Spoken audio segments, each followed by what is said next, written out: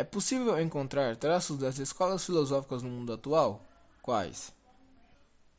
Bom, podemos dizer que sim, pelo fato de que o cinismo prega uma filosofia profunda de vida, onde o cínico nunca seria escravo de suas necessidades físicas e emocionais, assim como nunca recearia a fome, o frio, a solidão, nem mesmo sentiria desejo em sexo, dinheiro ou poder. Um cínico despreza seus bens materiais, leis e normas sociais. Ou seja, qualquer pessoa que se propunha atualmente a questionar os padrões da sociedade em que vive, será direta ou indiretamente incentivada pela filosofia cínica, por conta da característica na qual os cínicos não seguem, o efeito manada, de se fazer o mesmo como os conformistas, mantendo esses padrões. Bem, seguindo essa linha de raciocínio, temos três exemplos que esclarecem esse tipo de situação. Primeiro exemplo, Keanu Reeves, famoso por seus renomados trabalhos como Matrix, John Wick e Velocidade Máxima. Conhecido também por suas características cínicas, como sua simplicidade de vida e o seu desapego por suas riquezas, onde demonstra que o dinheiro não é sua prioridade nem desejo, apesar de ser famoso. Keanu Reeves chegou a distribuir cerca de 35 milhões de dólares dos 260 que ganhou na produção da trilogia de Matrix para os funcionários dos departamentos de efeitos especiais e de maquiagem da produtora. Segundo exemplo, Chaves, seriado de televisão mexicano, criado, roteirizado, dirigido e estrelado por Roberto Bolanhos. O cinismo na série se dá por meio de críticas sociais como as desigualdades na hierarquia social, retratada pelo modo como cada morador da vila lida com a pobreza sendo suas realidades. Além também do personagem Chaves, protagonista da série, ser inspirado nessa escola filosófica, sendo um menino órfão de 8 anos que vive em um barril, assim como o mais famoso filósofo cínico Diógenes. Além de todas as ocasiões de felicidade que o personagem encontrava, mesmo estando em uma situação precária e simplória. Terceiro e último exemplo. Que País é Esse? Música lançada em 87 no álbum Que País é Este? Da banda Legião Urbana. Sua letra foi escrita por Renato Russo no ano de 78, durante a ditadura militar, e questiona as contradições sociais do Brasil. Por exemplo, no trecho: nas favelas, no Senado, sujeira para todo lado. Ninguém respeita a Constituição, mas todos acreditam no futuro da nação. Nesse trecho, críticas são feitas sobre a Constituição brasileira, de não serem respeitadas desde a sua origem, em 88, onde, por exemplo, o salário mínimo era garantido pela lei, mas que na verdade não entrega uma estabilidade para milhões de brasileiros. Já no trecho seguinte, na morte eu descanso, mas o sangue anda solto, manchando os papéis, documentos fiéis ao descanso do patrão. Temos uma crítica relacionada à nova lei trabalhista. Essa lei retrata que o trabalhador que trabalha por produção pode receber apenas pelo que produz. Os intervalos para almoço podem ser reduzidos de 1 hora para 30 minutos, e as férias podem ser tiradas em 3 períodos, sendo um deles de apenas 5 dias. O cinismo, ele veio em contraponto a todos os pensadores clássicos que foram estudados por nós até agora, Platão, Aristóteles e etc. Não porque ele fosse de fato contra todos os pensamentos que tinham vindo antes, mas porque a filosofia naquele contexto e como ela estava sendo ensinada e transmitida pelos filósofos da época, estava se tornando cada vez mais um sinônimo de elitização, de luxo, estava perdendo o seu caráter, vamos estudar a sabedoria, sabe? Então, esse contraponto vem quando Antístenes de Atenas, quase um trocadilho, ele funda uma escola filosófica que busca uma vida completamente desapegada de bens materiais, baseada sempre na racionalidade aplicada na prática à vida real. Essa escola filosófica é o cinismo e ela acredita que essas condições de vida levariam à felicidade mais pura. Já foram apresentados alguns exemplos no mundo atual, mas agora é interessante a gente mostrar quais os primeiros seguidores, os primeiros testes, as cobaias, digamos assim, do cinismo e como eles viveram. Melhor exemplo, Diógenes de Sinope. Ele era discípulo de Antístenes e vivia os ideais assim radicalmente. Ele era considerado o cão. Aliás, cinismo vem de kínicos, que é cão em grego, então ele era o cão, ou vira-lata, assim, porque ele só se alimentava de água e pão, basicamente, não acumulava bens materiais e morava na rua. Uma das coisas que ele fazia muito era acompanhar os círculos de estudo de Platão e desses outros filósofos para fazer críticas aos seus pensamentos e mostrar o quanto eles não podiam ser aplicados à vida real, que era só ladainha, digamos assim. Uma coisa interessante, um evento interessante conhecido que exemplifica muito bem isso, é o dia em que Platão disse: "O homem é um bípede sem penas".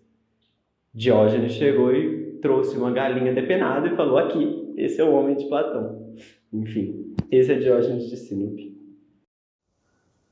Um outro exemplo interessante é Alexandre o Grande, que conviveu com Diógenes, podendo até ter morrido no mesmo dia, e teve muitos pensamentos influenciados por sua filosofia.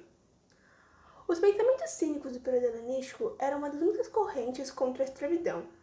Esse ponto é essencial para entendermos que era uma escola muito à frente do seu tempo e que sempre vale a pena ser revisitada, tentando trazer seus ensinamentos para os dilemas cotidianos o que enfrentamos. Nosso grupo percebeu esses pontos potencialmente interessantes e por isso escolhemos o cinismo. Nem todo mundo do grupo se identifica totalmente com a escola filosófica, mas ficou óbvio que os pensamentos eram revolucionários para a época e ainda até para hoje, dependendo de algumas pessoas, e estudá-los e assim como apresentá-los, com certeza teria bons resultados. Quais poderiam ser as contribuições da escola filosófica para o mundo contemporâneo? Com o Fordismo, o consumo se de maneira exacerbada, todos queriam o grande modelo T preto de Harry Ford. Esse desejo pela aquisição de um produto novo no mercado só aumentou durante as décadas. Todos querem um bom carro, televisão, computador, internet, celular e fazendo um âmbito mais recente, uma conta de sucesso no TikTok. O desejo aumentou junto das variedades de compra e junto à infelicidade. Agora, muitos dos problemas materiais foram resolvidos à vida no sentido geral no século XXI. E é bem melhor que a dos reis há séculos passados. A grande parte da população come, bebe e dorme. Melhor que tais. Entretanto, isso não trouxe o que muito esperávamos, a felicidade. Estamos todos bem perdidos, em crise de legitimação.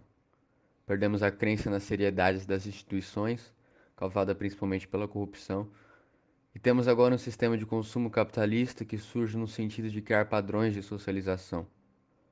O homem não é requerido, como antigamente, a se adaptar às instituições normativas que fixam modelos de conduta como a igreja. Agora ele tem que estar muito flexível ao seu modelo de identidade, como se enxerga é moldado por dispositivos de controle como a mídia. A lógica do consumo exige a mudança constante da subjetividade, e é dessa dependência que o cinismo se apresenta contra, com unhas e dentes. O cinismo atualmente é análogo a Diógenes, com sua lanterna em Atenas. Sua busca não muda. Quer a compreensão da natureza, dos valores sociais, das normas, do homem, da construção do pudor, mas não encontra. Aliás, só vê que ganharam força, os valores sociais, as normas. O cinismo vê com sua lanterna a escravidão das necessidades emotivas pipocando nos posts do Instagram, assim como um escravo no homem que se enche de cólera por perder alguns tostões e se entedia com a dificultosa escolha de qual será o novo sofá da sala. O uso incessante das redes sociais é evidente. Basta olhar para as pessoas em uma festa. O que fazemos nelas é pior ainda. A carência de ser enxergado pelo outro só aumenta e desembota em vício módico, em curtidas ou exclusão das próprias opiniões, a morte da autenticidade a fim de um ganho de seguidores. Estar de acordo com as convenções sociais é saudável para o desenvolvimento e progresso, né? Mas nem sempre para a saúde mental. Isso é evidente na obra de Aldous Huxley, embebido pelo Fordismo, escreve Admirável Mundo Novo, onde satiriza e alerta para a sociedade do consumo e da automedicação que busca mascarar a felicidade advinda do próprio sistema.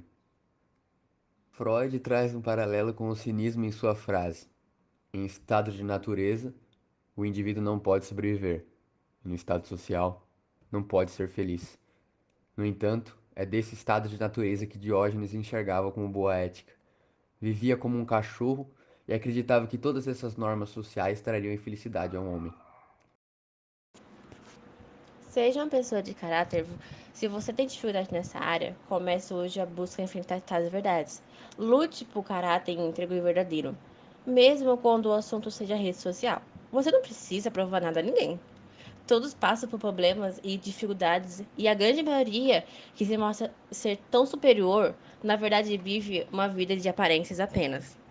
A Nadeia, a falta de pur, era um valor cínico.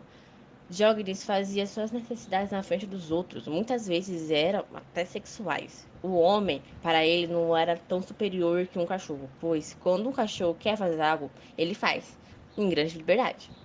O filósofo não teve problema, a vida cheia de medos, e ele não procurou tantas soluções, pois não havia tantos problemas. As redes sociais e a vida contemporânea, nesse sentido, nada no sentido contrário a esses ideais. É claro que o comportamento de Diógenes são exagerados, mas existe um valor em seu comportamento.